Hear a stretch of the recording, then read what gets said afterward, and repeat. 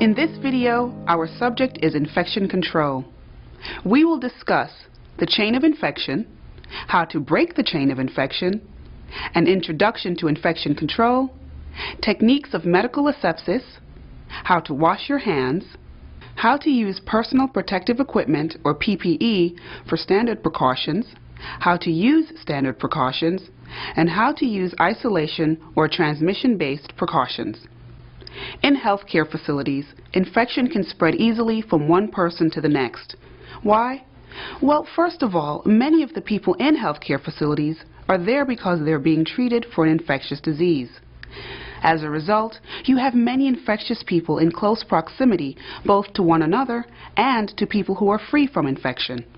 Secondly, people who are already ill are more at risk for infection from other people simply because they are in a weakened, more vulnerable condition. And they're also more susceptible because in many cases they are elderly or very young. During a typical workday, you will interact with many patients or residents. In other words, you will become a common link between them. Unless you and your coworkers take special precautions, you can become the means of passing illness from one person to another as you move from room to room providing care. Not only that, you or your family can become infected as well. That's why the skills in this video are so important.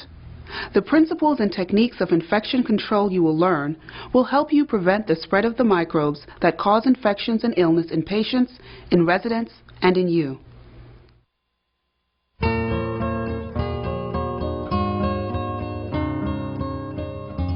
Organisms that are too small to be seen with the naked eye are called microbes. Examples of microbes are bacteria, fungi, viruses, and parasites. Some microbes are harmless or even helpful, but others can cause illness. Microbes capable of causing illness are called pathogens. When a pathogen causes an illness, we call the illness an infection. A communicable infection is an infection that can be transmitted from one person to another. In order for a person to acquire a communicable infection, 6 key conditions must be met. Together, these 6 conditions are the links that make up the chain of infection. By breaking this chain, you can help stop the spread of communicable disease in your facility.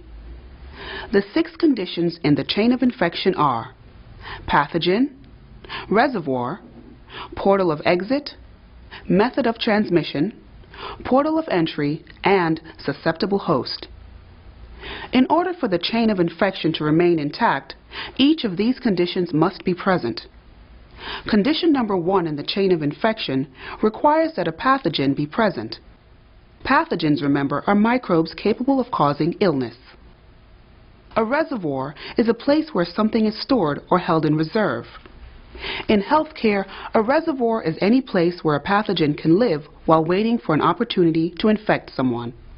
Condition number 2 in the chain of infection requires the presence of a reservoir.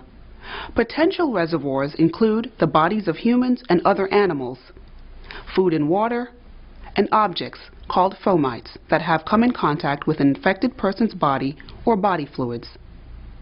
Pathogens collect and live in these reservoirs, and in some cases, they multiply. The third condition in the chain of infection is that pathogens must have a way to leave the reservoir, that is, a portal of exit or exit door. A pathogen might leave via the respiratory tract in mucus, via the gastrointestinal tract in feces or saliva, via the skin in blood or drainage from a wound, or via the urinary tract excreted in the urine. The fourth condition in the chain of infection is that there must also be a method of transmission, that is, a way for the microbe to get from the reservoir to another person. Direct transmission requires close contact between an infected and a non-infected person.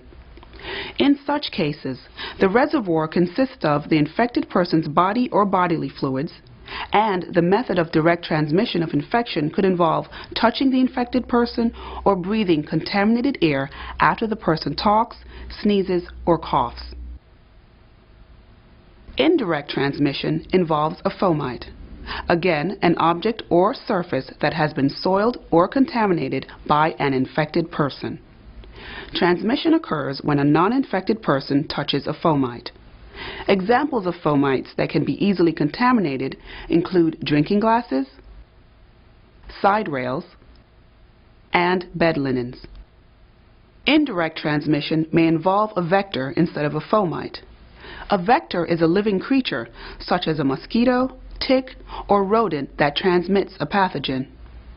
Examples of diseases that are transmitted by vectors include West Nile virus, Lyme disease, malaria, and plague. Condition number 5 in the chain of infection requires a portal of entry, that is, a doorway into an uninfected person. The same organ systems that served as portals of exit also serve as portals of entry. Portals of entry include the respiratory tract, the gastrointestinal tract, the genitourinary tract, and breaks in the skin. Medical devices such as indwelling catheters, feeding tubes, and intravenous lines increase a person's risk of infection by providing more efficient pathways through these portals. The sixth and final condition in the chain of infection is that a susceptible person or host must be available to the pathogen as a new target for infection. The key word here is susceptible. After all, there is a never-ending onslaught of pathogens struggling to gain entry at the many portals into the human body. The body's defense system is capable of fighting off most of them, either through natural defenses or with the assistance of medicines and vaccines. But when those defenses fail, we become susceptible hosts and complete the chain of infection. People with reduced defenses have an increased likelihood of becoming hosts. People who are very young or very old, those in poor general health, people undergoing chemo and radiation therapy, those who are under stress or fatigued, and people with indwelling medical devices, all are at increased risk for having reduced defenses.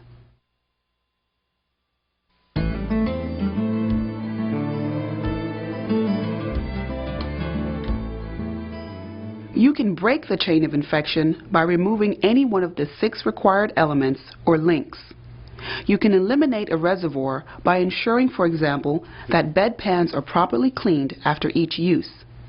You might eliminate a portal of exit by ensuring that the person's dressings are intact, notifying the nurse that a dressing needs to be reinforced with tape, for example. Okay, well, I'm going to go get the nurse, okay? We'll be right back. Okay, thank you. Eliminate a common method of transmission by properly disposing of contaminated items, items containing blood or body fluids, for example. When appropriate, use designated biohazard containers. And make sure to wash your hands. Eliminate a portal of entry by wearing gloves or other personal protective equipment. Finally, you can further break the chain of infection by reducing susceptibility of hosts. Maintaining your own general good health and receiving required immunizations help to make you less susceptible as a host. And when you help your patients or residents to maintain their good health, you help them to become less susceptible. Remember, each time you break a link in the chain of infection, you can prevent an infection from spreading.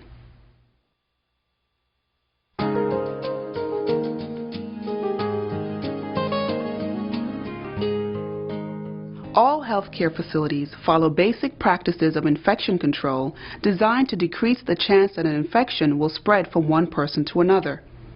The 5 major methods of infection control that apply to nursing assistants in medical facilities or long-term care facilities are medical asepsis, surgical asepsis, barrier methods, standard precautions, and isolation or transmission-based precautions. Medical asepsis involves killing or physically removing pathogens from surfaces, equipment, and the hands of healthcare workers, which prevents the spread of infection from one person to another. Medical asepsis is accomplished primarily by using soap, water, antiseptics, disinfectants, or heat.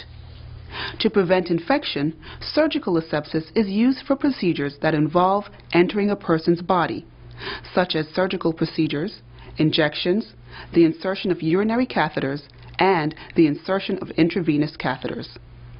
Barrier methods of infection control employ a barrier, That is, an object that physically prevents microbes from reaching a healthcare provider's skin or mucous membranes. We refer to the barriers as PPE, or personal protective equipment. Examples of PPE include disposable gowns, gloves, masks, and protective eyewear.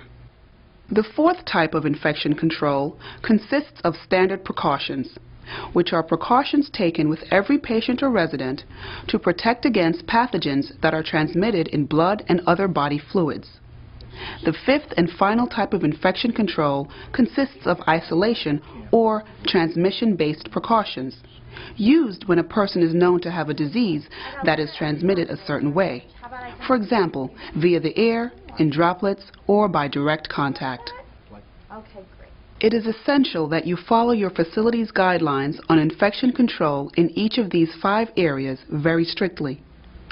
In the sections that follow, we'll provide you with some detailed tips on the most common techniques for infection control.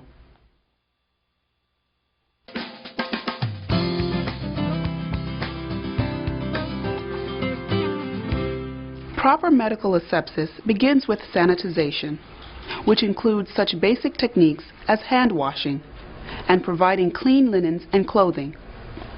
Antisepsis takes sanitization one step further and requires the use of antiseptics, chemicals capable of killing a pathogen or preventing it from growing.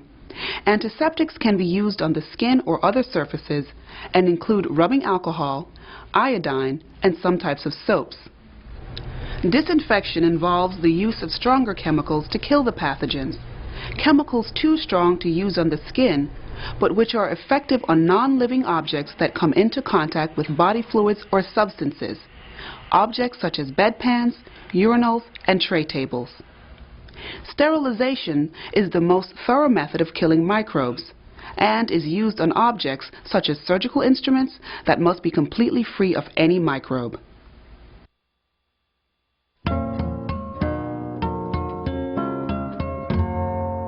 Hand washing, which in terms of medical asepsis is the sanitization of the hands, is the single most important method of preventing the spread of infection. That's because the most common method of transmission of nosocomial infections, that is, infections gotten while in the hospital or other healthcare setting, is on the hands of healthcare workers.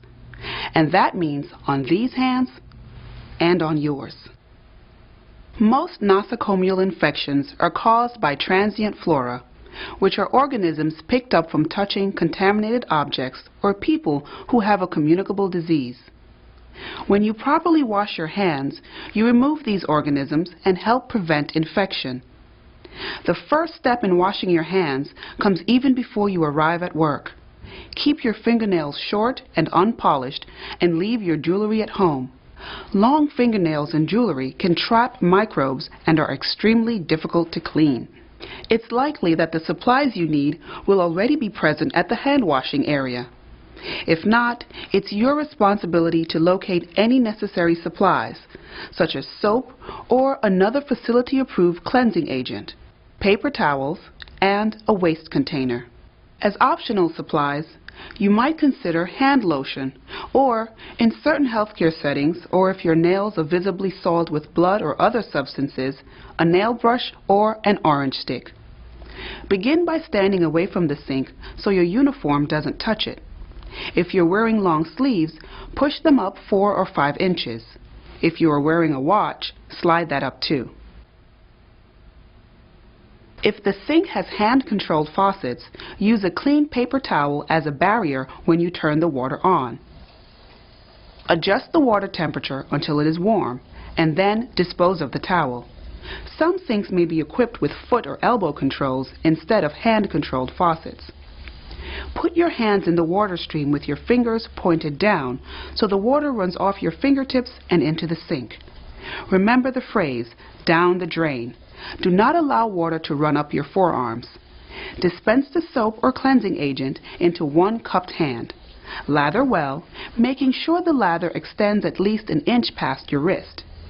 Again, keep your fingers pointed down at all times so the water runs down the drain. Rub your hands together in a circular motion, washing both the palms and backs. Continue in this circular motion for a full 10 to 15 seconds. Put the fingers of one hand between the fingers of the other hand to clean the spaces between your fingers. Then, rub the fingernails of one hand against the other hand's palm to force soap underneath your fingernails. Alternatively, you might clean underneath your fingernails with a nail brush or the blunt edge of an orange stick. Rinse your hands, again keeping your fingers pointed down at all times. Dry your hands thoroughly with a clean paper towel. Dispose of the paper towel in an approved waste container, being careful not to touch the container. Use a new paper towel to completely cover the handle, then turn off the faucet. Dispose of this towel also. As you leave the hand washing area, open the door by covering the knob or handle with another clean paper towel. If there is no knob or handle, push the door open with your hip and shoulder to avoid contaminating your clean hands. After you leave the hand washing area, you may apply a small amount of hand lotion to keep your skin supple and moist.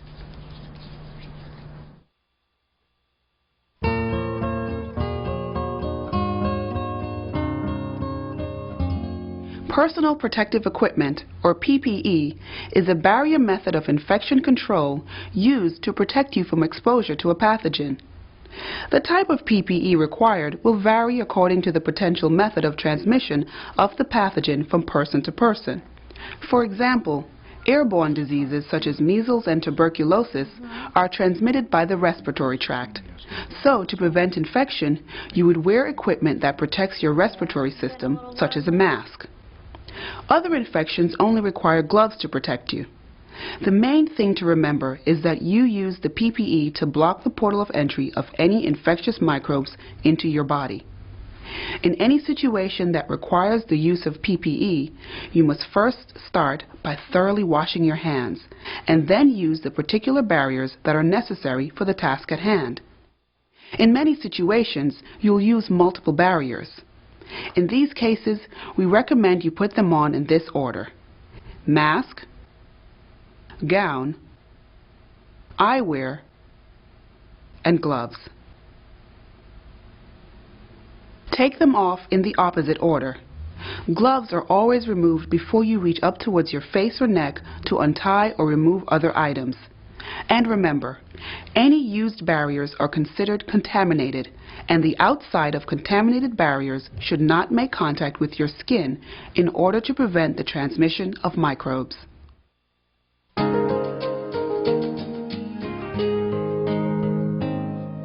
Disposable gloves are perhaps the most commonly used barrier method of all, and they are recommended for a variety of situations.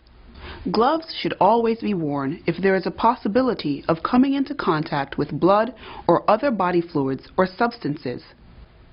Here are some key points to keep in mind about disposable gloves. The gloves must be intact with no holes or tears. Replace any damaged gloves immediately.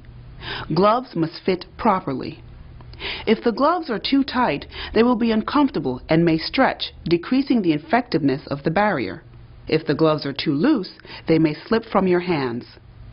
Gloves are most commonly made of latex, but if you have, or the person you are caring for has, a latex allergy or sensitivity, use approved gloves made of another material.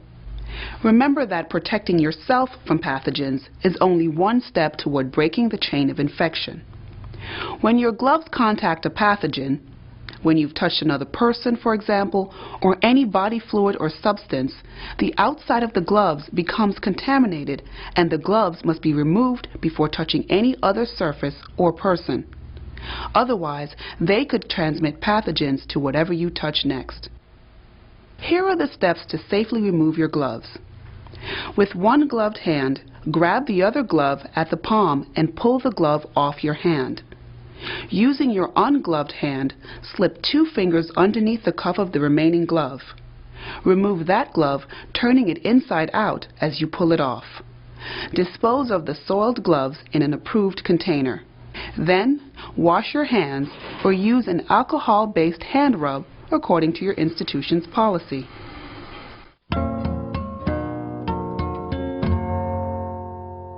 Gowns are called for when there is the possibility that your uniform may become soiled with body fluids or substances. Using a gown as a barrier prevents your clothing from being contaminated. The gown is considered contaminated if it becomes wet or soiled. Paper gowns, by far the most common type in use today, are disposed of after one use. Fabric gowns, if used at the facility where you work, must be laundered after each use. Let's look at the proper way to put on and take off a gown. To put on a gown, if you're wearing a watch, remove it and place it in your pocket or on a clean paper towel. Push up your sleeves so that they are 4 or 5 inches above your wrists. Wash your hands. Gather your needed supplies, which are a gown and gloves. Put the gown on by slipping your arms into its sleeves. Secure the gown around your neck by tying its ties into a simple bow or by fastening its Velcro fastener. Reach behind you and overlap the gown's edges so that your clothes are completely covered. Secure the gown at your waist by tying the ties in a simple bow or by fastening the Velcro.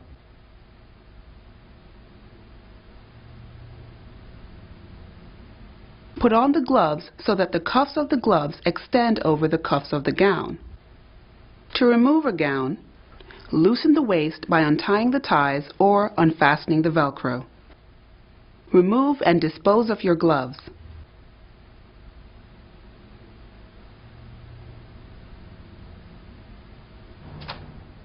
Unfasten the neck. Be careful not to touch your neck or the outside of the gown. Grasp the gown at the neck fasteners and pull it loose. Slip the fingers of your dominant hand under the cuff of the gown on the opposite sleeve. Pull the sleeve over your hand. Be careful not to touch the outside of the gown because the outside surface is contaminated. Then, use your gown-covered hand to slide the sleeve over your other hand and pull the gown off both arms. It is important to ensure that the outside of the gown does not come into contact with your skin. Hold the gown away from your body. Roll it downward, turning it inside out as you go. Take care to touch only the clean side of the gown, what used to be the inside when you were wearing it. After the gown is rolled up, with its contaminated side on the inside, dispose of it in an approved container. Finish by washing your hands.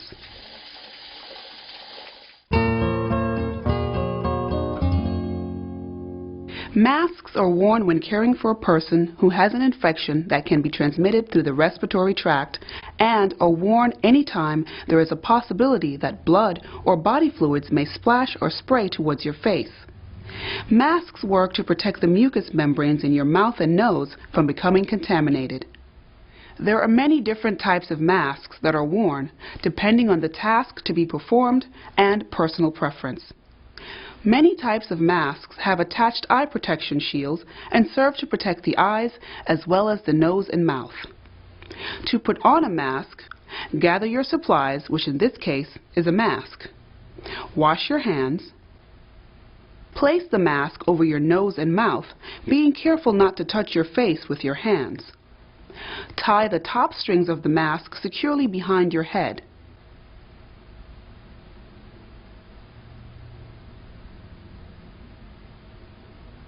Tie the bottom strings of the mask securely behind your neck.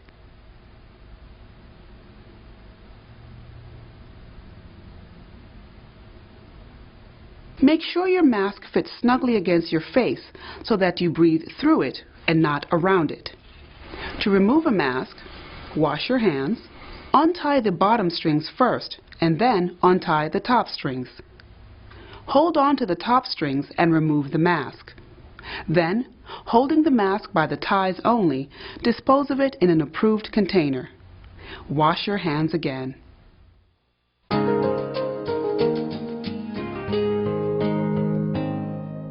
Protecting your eyes as a portal of entry is very important when there is the potential for body fluids to splash. If you're working with anything that might splash, you'll need protective eyewear, such as goggles, face shields, and other devices to protect your eyes. Blood and body fluids, even the fluid used to irrigate wounds, can splash and transmit pathogens into your eyes, a portal of entry.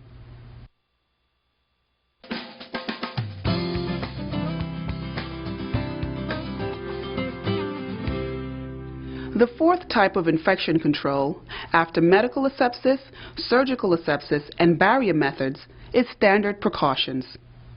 Because pathogens such as the hepatitis virus or HIV can reside virtually undetected in a person's blood, and because infected blood can leave the body through any number of exit portals, you must treat every patient or resident you come in contact with as if he or she might be infected with a blood-borne pathogen.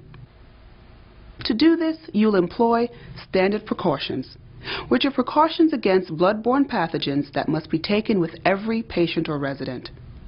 Standard precautions include the use of personal protective equipment, as demonstrated previously, and which includes masks, gowns, protective eyewear, and gloves. The proper disposal of sharps, such as used needles, razors, or broken glass in OSHA-approved containers. Note that contaminated broken glass items should not be handled, even with gloved hands. Instead, the glass should be swept up and disposed of in an appropriate waste container. Standard precautions also include the cleanup of spills of blood or other body fluids in an approved manner. Spills of blood or other body fluids must be cleaned up with an approved cleaning agent or a solution of 1 part household bleach to 10 parts water. Wear personal protective equipment while cleaning up spills. And standard precautions include hand washing. Again, the single most important method of preventing the spread of infection. In order for standard precautions to be effective, they must be used consistently. They must become your standard of professionalism.